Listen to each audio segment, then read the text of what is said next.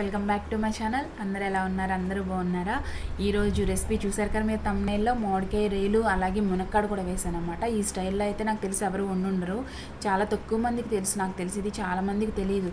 యాక్చువల్గా ఈ కర్రీ మా అమ్మమ్మ వాళ్ళ ఇంట్లో వండుతారు, కానీ మా నాన్నమ్మ వాళ్ళకి అసలు ఈ కర్రీ తెలియదు అనమాట. సో అందుకని చెప్పి చాలామందికి తెలిసి ఉండదు అని చెప్పి పోస్ట్ చేస్తున్నాను. దట్టు ఈ కర్రీ చాలా అంటే చాలా టేస్టీగా ఉంటుంది. మేమైతే మామిడికాయ పచ్చిది ఉన్నప్పుడు డెఫినెట్గా పచ్చిరేలు తెచ్చుకుని వండుకుంటాం అనమాట. మా హస్బెండ్ కూడా చాలా ఇష్టం. సో ఈ కర్రీ చాలా అంటే చాలా బాగుంటుంది. సో ఒకసారి మీరు కూడా ట్రై చేసి ఎలా ఉందో నాకు కామెంట్ పెట్టండి. మీకు పచ్చిరేలు అలాగే పచ్చి మామిడికాయ రెండు దొరికినప్పుడే వండుకోగలుగుతాం కదా ఈ కర్రీ. సో ట్రై చేసి నాకు ఎలా ఉందో కామెంట్ పెట్టండి. అలాగే వీడియో నచ్చితే లైక్ చేయండి, షేర్ చేయండి, కామెంట్ చేయండి. అండ్ వీడియోలోకి వెళ్ళే ముందు నా ఛానల్ని సబ్స్క్రైబ్ చేయడం మర్చిపోకండి.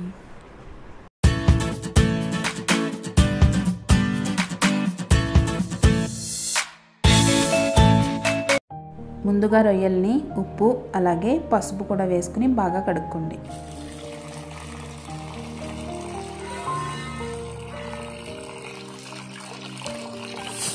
ఉప్పు పసుపు వేసుకుని అలా బాగా కడుక్కున్న తర్వాత ఇలా స్టవ్ మీద పెట్టేసుకోండి అదే గిన్నెతో. దీంట్లో కొంచెం పసుపు వేసుకుంటే సరిపోతుంది. మనం ఉప్పు వేస్తే ఎక్కువ వాటర్ వచ్చేస్తుంది అనమాట. పసుపు వేసుకుని మూత పెట్టుకోండి. అప్పుడు మీడియం ఫ్లేమ్లో పెట్టుకుంటే ఏమవుతుందంటే చూడండి ఇలా వాటర్ అనేది వచ్చేస్తుంది ఆ రొయ్యల్లోంచి. సో 2-3 సార్లు మధ్యలో కదుపుకొని మూత పెట్టేసుకుంటే మనకి రొయ్యలు అనేవి మగ్గిపోతాయి. ఇప్పుడు మనం ఇందులో పునాస మామిడి వేద్దాం అనుకున్నాం కదా. పునాస మామిడి మధ్యలో టెంక చాలా గట్టిగా ఉంటుందన్నమాట. సో మనం చాక్తోనే అలా కట్ చేస్తే రాదు, కాబట్టి మనం ఇలా కత్తిపీటతో కొంచెం స్ట్రాంగ్గా కట్ చేసుకోవాలి. అప్పుడే ఆ మధ్యలో టెంకతో వస్తుందన్నమాట. అలా టెంకతో కాకుండా నార్మల్గా కూడా కట్ చేసి వేసుకోవచ్చు, కానీ టెంక లేకుండా మనకి ముక్కలా ఉండాలన్నా, తిన్నప్పుడు ఆ టేస్ట్ అది బాగుండాలన్నా, ఫీలింగ్ ముక్కగా ఉండాలంటే ఇలాగే కట్ చేసుకుంటేనే టేస్ట్ అనేది బాగుంటుంది అనమాట. పునాస మామిడికాయలు ఒక మునక్కాడ తీసుకున్నాను నేను. ఇప్పుడు ఒక మిక్సీ జార్లో ఒక 2 స్పూన్లు ధనియాలు, అలాగే 1 స్పూన్ జీలకర్ర, అలాగే 2 లవంగాలు ఫ్లేవర్ మరీ ఎక్కువైపోతే బాగోదు. సో 2 లవంగాలు వేసుకోండి. చిన్న దాల్చిన చెక్క, ఒక వెల్లుల్లిపాయ ఒకటి కంప్లీట్గా ఒలుచుకుని వేసుకోండి. అలాగే 2 ఇంచుల అల్లం, అలాగే మీడియం సైజు ఉల్లిపాయలు అనుకోండి 2 వేసుకోండి. పెద్దవైతే ఒక ఉల్లిపాయ సరిపోతుంది. మనం ఇలా ఒకసారి మిక్సీ పెట్టుకున్న తర్వాత మనకి నలగకపోతే కొంచెం వాటర్ పోసుకుని ఇలా మెత్తగా మిక్సీ పెట్టుకుని పక్కన పెట్టుకోండి. ఇప్పుడు చూడండి మనకి రొయ్యలు అనేవి బాగా ఉడికిపోయాయి కదా. ఇప్పుడు ఇందులో మనకి చింతపండు చాలా తక్కువ, కొంచెం చూడండి ఎంత చిన్న తీసుకున్నానో నేను. నిమ్మకాయలో సగం కన్నా కూడా తక్కువ తీసుకుని జస్ట్ మనం ఇలా వాటర్లో నానబెట్టుకోండి. ఎందుకంటే మనం పునాస మామిడికాయ చాలా పుల్లగా ఉంటుంది కదా, 2 మామిడికాయలు వేస్తున్నాం కాబట్టి మనకి చింతపండు సరిపోతుంది అన్నమాట. ఇప్పుడు ఒక కడాయి పెట్టుకుని ఒక 2-3 స్పూన్ల వరకు ఆయిల్ వేసుకోండి. నేను వేరుశనగ నూనె వేసాను. నాన్ వెజ్ కర్రీస్లో వేరుశనగ నూనె బాగుంటుంది, దట్టు కొంచెం ఆయిల్ ఎక్కువే పడుతుంది అనమాట. ఇప్పుడు ఒక 1/2 స్పూన్ జీలకర్ర, 1/2 స్పూన్ మెంతులు, 1/2 స్పూన్ ఆవాలు వేసుకుని ఫ్రై చేసుకోండి.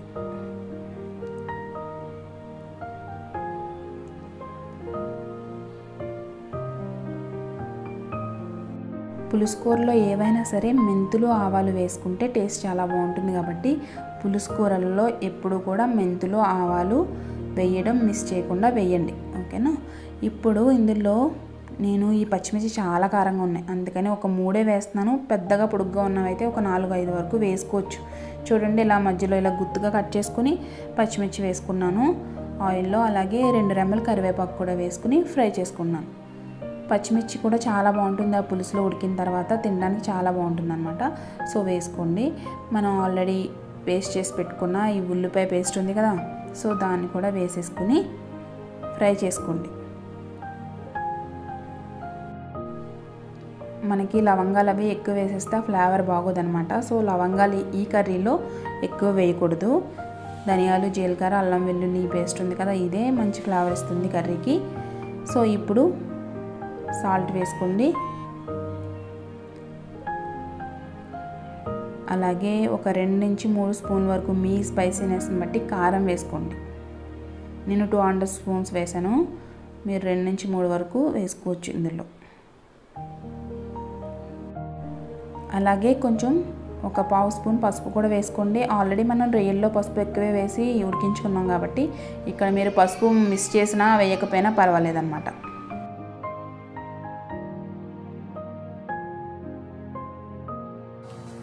ఈ ఉల్లిపాయ పేస్ట్ మనకి చూడండి ఇలా బాగా ఎర్రగా ఫ్రై అవ్వాలన్నమాట. అప్పుడే మనకి పులుసు అనేది చాలా టేస్టీగా ఉంటుంది. సో అది బాగా ఫ్రై అయిపోయిన తర్వాత ఇప్పుడు మనం ఆల్రెడీ ఉడికించి పెట్టుకున్న రొయ్యలు ఉన్నాయి కదా, ఆ రొయ్యలన్నిటిని కూడా ఇందులో వేసేసుకోండి. అలాగే మనం ఆల్రెడీ కట్ చేసి పెట్టుకున్న మునక్కాడలు ఉన్నాయి కదా, అవి ఈ సైజులో పీసెస్గా కట్ చేసుకొని పెట్టుకున్నాం కదా, అవి కూడా వేసేసుకోండి. లేతవి వేసుకుంటే టేస్ట్ బాగుంటుంది. రొయ్యలు అలాగే మునక్కాయలు వేసిన తర్వాత మనకి జస్ట్ ఇలా కలుపుకుంటే సరిపోతుంది. ఎక్కువసేపు ఏం ఫ్రై అవ్వక్కర్లేదు. సో ఇప్పుడు మనం ఆల్రెడీ చాలా తక్కువ చింతపండు నానబెట్టి పెట్టుకున్నాం కదా, ఆ పులుసు వేసుకుని మనకి ఈ రొయ్యలు మునక్కాయలు అలాగే బాగా మునగాలి కదా, మునిగితేనే కదా మనకి ఉడికితే మంచి టేస్ట్ వస్తుంది. కాబట్టి మనం ఆ చింతపండు పులుసుతో పాటు కొంచెం ఆ ముక్కలన్నీ మునిగే విధంగా వాటర్ పోసుకుని హై ఫ్లేమ్లోనే పెట్టుకుని ఉడికించుకోండి. ఇలా మూత పెట్టి ఉడికించుకోండి. అయితే మనకి మూత పెట్టిన తర్వాత ఒక 5 నిమిషాలకి ఇలా బాయిలింగ్ స్టార్ట్ అవుతుంది పులుసు. సో అప్పుడు మనం ముందే మామిడికాయ ముక్కలు వేసేయకూడదు. పులుసు ఉడకడం స్టార్ట్ అయిన తర్వాత అప్పుడు మామిడికాయ ముక్కల్ని వేసుకుని అందులో మొత్తం పులుసులో మునిగే విధంగా అవి ఒకసారి కలుపుకోవాలన్నమాట.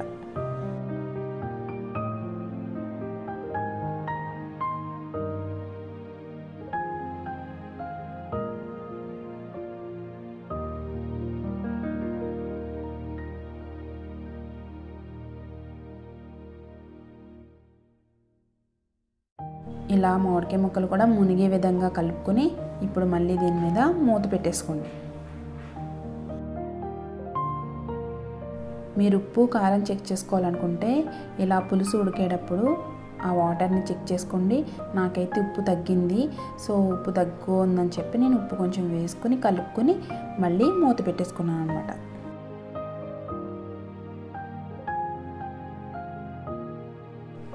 మనకి ఇంకా పులుసు లాస్ట్కి వచ్చేసింది, ఉడికిపోయింది అన్నప్పుడు లాస్ట్ స్టేజ్లో మనం ఇలా కరివేపాకుని చాప్ చేసుకుని కానీ కొత్తిమీరని కానీ చాప్ చేసుకుని వేసుకుని మూత పెట్టుకోండి. మనం ఇంకొక 5 నిమిషాలు ఉడికించిన తర్వాత తీసి చూడండి. ఇలా మామిడికాయ ముక్కలు కానీ మునక్కాడలు కానీ అన్నీ ఇలాగా సాఫ్ట్గా ఉడకాలన్నమాట. ఉడకకపోతే అసలు బాగోదు కదా. సో అన్నీ ఒకసారి ఇలా గరిటతో చెక్ చేసుకోండి.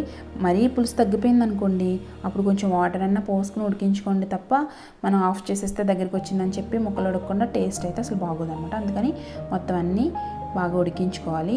ఇది రైస్లోకి చాలా పర్ఫెక్ట్ కాంబినేషన్ అనమాట. చాలా టేస్టీగా ఉంటుందండి రైస్లోకి పుల్లగా. నాకు తెలిసి చాలామంది ట్రై చేసి ఉండరు ఈ రెసిపీని. సో రొయ్యలు మామిడికాయ మునక్కాడ పులుసు చాలా బాగుంటుంది. మీరు ఒకసారి వండుకున్నారంటే మామిడికాయ కనిపించిన వెంటనే ఈ రొయ్యలు మామిడికాయ మునక్కాడ పులుసే వండుకుంటారనమాట. అంత టేస్టీగా ఉంటుంది. రైస్లోకి చాలా టేస్టీగా ఉంటుంది. మీరు కూడా డెఫినెట్గా ట్రై చేయండి. అయితే ఈ వీడియో నచ్చితే లైక్ చేయండి, షేర్ చేయండి, కామెంట్ చేయండి. అండ్ నా ఛానల్ని సబ్స్క్రైబ్ చేయడం మర్చిపోకండి ఫ్రెండ్స్. Thank you.